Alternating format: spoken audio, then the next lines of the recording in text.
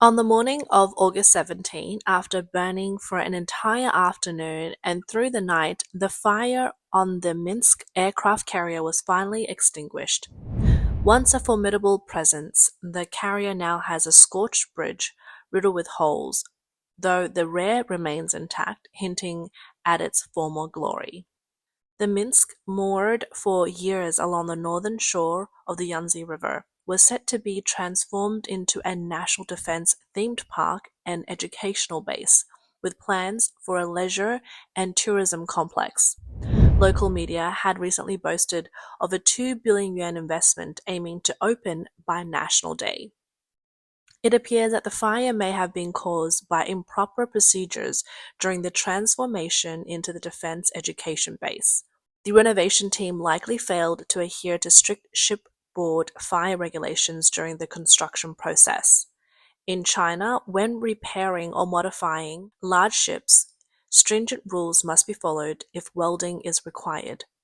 Project leaders must first file a detailed fire safety application, outlining responsibilities and safety measures. All flammable and explosive materials must be removed or safely covered, and fire extinguishers and sand must be fully prepared before any work begins.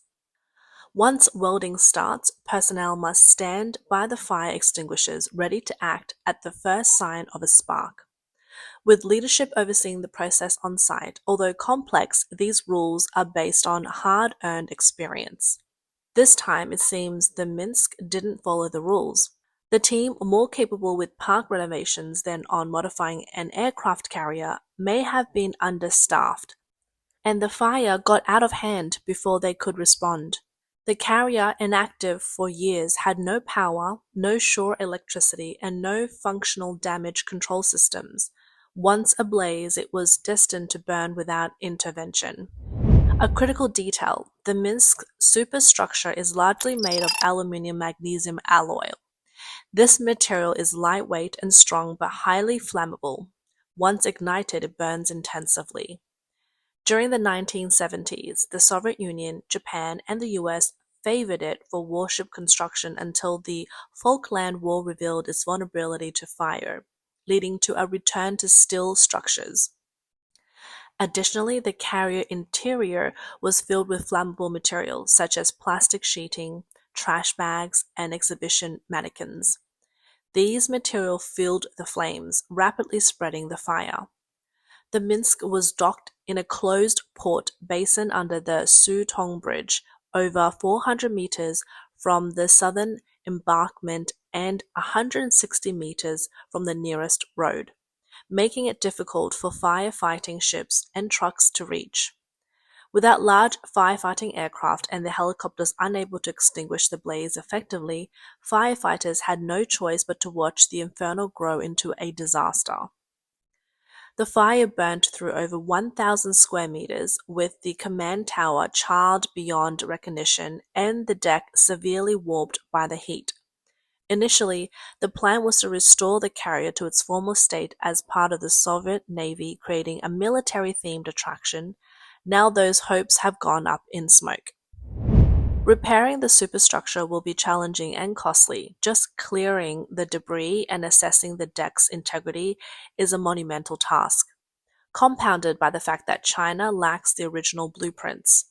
Experts who once surveyed the Russian cruiser Varyag may need to be brought in, raising costs significantly. Given the current financial climate, it's more practical to sell the carrier to the Chinese Navy as a target practice. Local governments struggling with tight budgets are unlikely to fund the creation of a carrier-themed attraction. Some have even suggested towing the now charred Minsk to the South China Sea and breaching it on Renai's Reef as a strategic outpost. With a couple of battalions stationed on it and months of supplies, it could serve a valuable military purpose. However, the Chinese military may be hesitant to take such drastic steps. Before the fire on August 13, the Shanghai Industrial Transformation and Development Institute published an article questioning whether the Minsk still had a future after 8 years at the mouth of the Yangtze. Citing public information, the article noted that Nantong had plans to turn the carrier into a 60 billion yuan international tourism and vacation zone, spearheaded by the Dalian Yongjia Group. Yet the project had stalled, primarily due to funding issues, with local governments now grappling with financial strains. Investing billions into a cultural and tourism park seemed far too risky. The article compared the Minsk to an unwanted chicken rib for Nantong, expensive to revamp with uncertain returns, yet wasteful to scrap after all the money and publicity already invested. However, after this devastating fire, the city government may finally have the justification to abandon the project. This event has also sparked wild speculation online. Some have linked the fire to Russia's setbacks in Ukraine, while others joked that the Minsk was seeking rebirth to storm the Black Sea and encircle Ukraine. There were even suggestions that the Moscow sunk and the Minsk aflame, the intact Kiev might be sending a hidden message. No one seems to care whether the Minsk will ever become a park anymore. The smoldering ashes seems to symbolize the fading glory of Russia's past and now drifting away like the dust in the wind. And some even joked, with the Hungry Ghost Festival approaching, the old Soviet brothers, the Minsk, decided to burn itself early. Rumors has it that this may be the work of a parallel world where China deliberately sent an aircraft carrier to the underworld for its navy.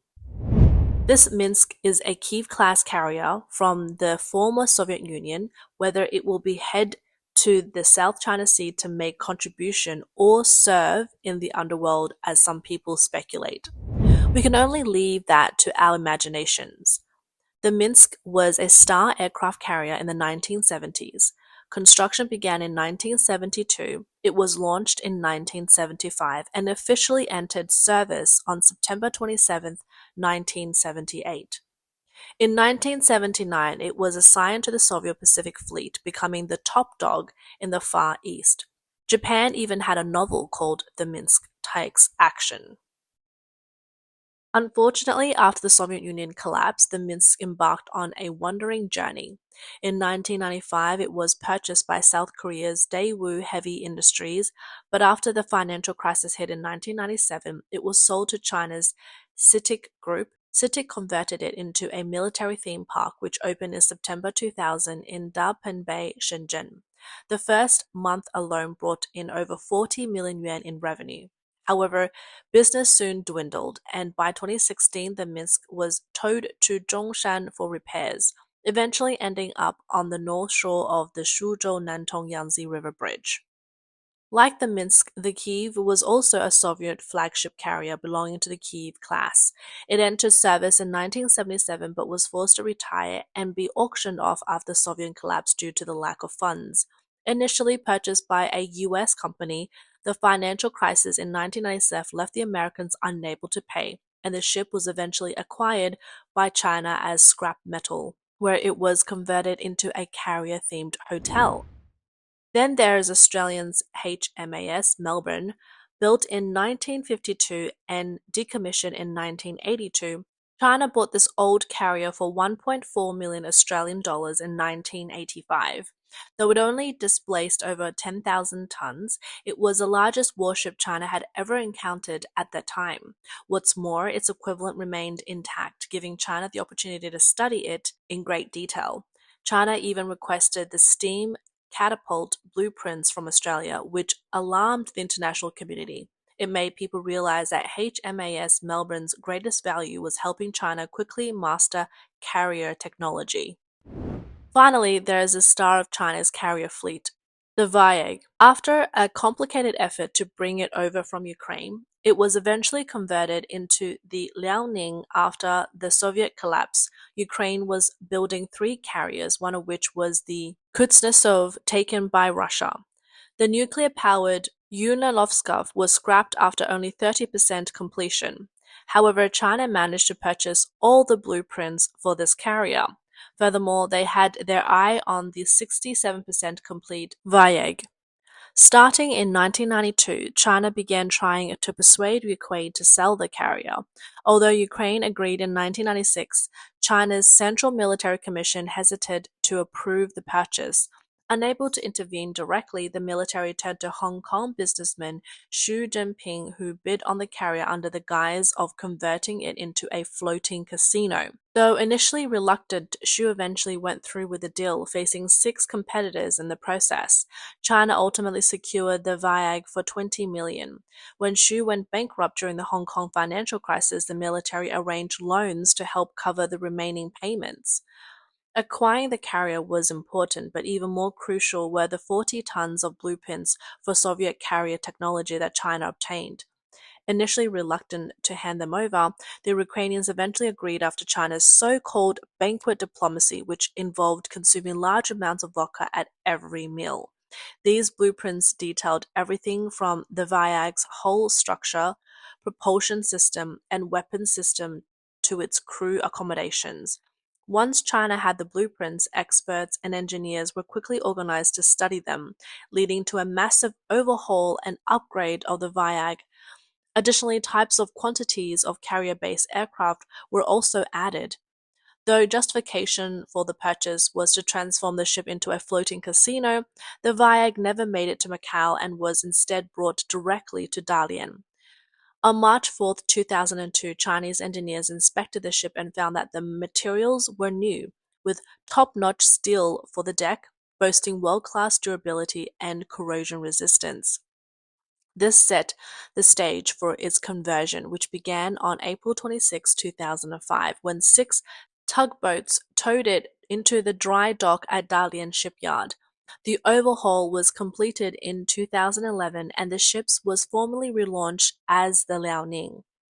The director of Dalian shipyard later remarked that acquiring the Varyag advanced China's carrier development by 20 years and saved 20 billion yuan in research and development costs.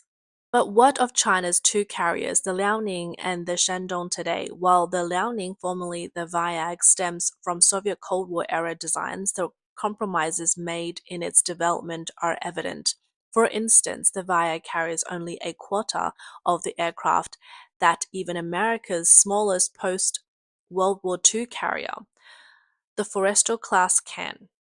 Despite undergoing extensive upgrades with a standard displacement of 50,000 tons, 20% larger than France's Charles de Gaulle, the Liaoning's aircraft launch efficiency is only 20%, far below the Charles de Gaulle's 75%. The Liaoning also relies on helicopters for early warning, which falls short of modern naval warfare needs. The Liaoning turbine power system likely incorporates flaws from Soviet designs, limiting its speed to about 20 knots, significantly slower than the nuclear-powered USS Ronald Reagan, which can reach 30 knots. In addition, during its service, the Liaoning experienced a steam turbine boiler leak accident where a steam explosion destroyed the ship's power system, significantly reducing its reliability. In 2021, the Liaoning showcased its J-15 fighter jets in the South China Sea, but shortly after, the carrier appeared to break down, remaining stationary. Internal sources later revealed that many of the aircraft and pilots were leased from Russia, charged by the hour. Even more concerning, reports emerged that U.S. electronics warfare had interfered with the Liaoning system, crippling its balance system and leaving it adrift for an entire day. An aircraft carrier's most critical components are its propulsion system, catapult system, and stabilizer fins. Without these, planes can't take off or land. The US excels at stabilizer fin technology, which is essential for countering ocean currents. The stabilizer system includes gyroscopes that measures the carrier's roll angle, which is then fed to controllers that adjust the stabilizer fins accordingly.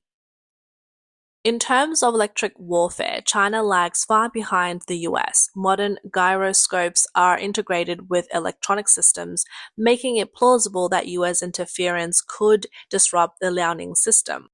The aircraft carrier's tilt and positioning are controlled by an electronic signal. If the US military interferes with this signal, for example, by disrupting it with a corresponding frequency, The control room on the carrier may lose track of its ship's position. In such a case, the carrier could potentially capsize if not managed properly. As for the Shandong, it has been dubbed as a replica of the Liaoning, but attempts to introduce independent modifications during its construction have led to setbacks due to insufficient technical experience. In fact, the carrier's reliability is considered lower than that of the Varyag. The domestically produced materials used for the hull are overly rigid, and issues with welding mediums and temperature standards have caused cracks on the flight deck, some stretching tens of meters, while stress tests conducted in labs exceeded the standards of other domestic welding technologies. In real-world operations, the strain from maneuvering the sea pressure combined with the carrier's own weight significantly increased the tensile stress on the joints, leading to cracks.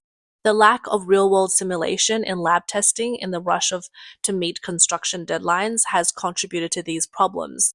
The Shandong continues to use inline six-cylinder diesel engines, but the performance of the domestic engines is inconsistent. Compounded by the poor quality of Chinese fuel, some engine units suffer from severe carbon buildup and even cylinder cracks, drastically impacting power output. Even when the Shandong's carrier-based aircraft manage to take off, they often face problems during landing. The arrestor's cable frequently fail, either missing the aircraft or snapping altogether, causing planes to plunge into the sea with a splash. This is not an isolated incident. It has happened both during takeoff and landing. Despite such serious issues, the upper leadership has been kept in the dark, though it is widely known within the Navy. Last fall, President Xi Jinping reportedly considered testing the Navy's capabilities by engaging in a skirmish in the South China Sea with the Philippines. However, when the Shandong was sent for exercise, one of its aircraft took another plunge into the sea, forcing the Navy to report the incident to the Central Military Commission. Shocked by the news, Xi Jinping is said to have wondered why there was such a gap between China's carriers halting any plans to confront the Philippines, and certainly shelving any ambitions of attacking Taiwan. In April last year, during a naval exercise off eastern Taiwan, an anonymous military official revealed that Chinese carrier pilots had to rely on land-based airports for takeoffs and landings. Although both the Liaoning and Shandong ventured into the Western Pacific near the US base in Guam in recent months, their aircraft remained within the range of coastal airports. For now, the Shandong seems more likely a display piece than a true combat asset. The Fujian, China's third carrier, follows a completely different design philosophy, more in line with Western-style core fleet carriers. However, whether the new technologies on the Fujian can withstand real combat remains to be seen. China now has 3 carriers, but only the Liaoning appears to be combat-ready. While the Shandong and Fujian might seem more modern, their various subsystems and modules, though functional individually, do not work together as smoothly as expected. It seems that in some technical areas, the notion of leapfrogging development is not as effective as hoped. With rising tensions between China and the US and the worsening situation across the Taiwan Strait, China may feel compelled to display its carriers, even with immature technology, to project strength and deterrence. China's extensive coastline and numerous ports and shipyards may appear impressive during peacetime, but if war were to break out in the Western Pacific, those exit points would quickly become unusable, and coastal shipyards would be easy targets. The much vaulted shipbuilding capacity might prove to be little more than a mirage, with no ability to sustain prolonged combat operations. As for China's carriers, they might not last a month on the battlefield before being knocked out of commission. The Liaoning and Shandong could fare so poorly that they wouldn't even match the lowest combat expectations. Instead of wasting resources, some suggest converting them into floating water parks, allowing people to enjoy their final days in leisure. Perhaps the Minsk already foresaw the fate of these carriers, opting to escape early to a parallel world where it could enjoy a peaceful retirement. In the end, it seems that China's carriers may be more suited for future shipwreck exhibits than actual warfare. While they may lack combat power, at least they will leave a historical legacy for future generations to remember.